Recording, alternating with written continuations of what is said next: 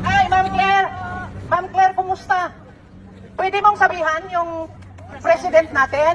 Bakit patuloy na investigahan ang flood control? Ang flood control, ibalik ang pera. Binibili nyo na lahat ng mga congressman, mga senador, at ang mga justice system. Mahirap naman kayo! Mahirap kayo sa pera ng Ayan, si Claire Castro. Bring back the money to the coffers of Filipino. Your face is ugly than what you are. Because you are a liar. Ma'am, You are a traitor. singganana, You are a thief. Ilungganan na po, singganana kagwapa sa inyo. Pero tangi ang kwartas ng Pilipino, ibalik nyo.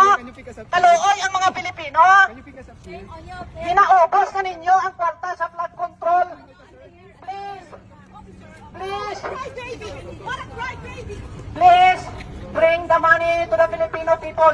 We have a big Nagpatulong ng flood polis si control Claire Castro. projects. Nagpatulong ng ano. Nagpatulong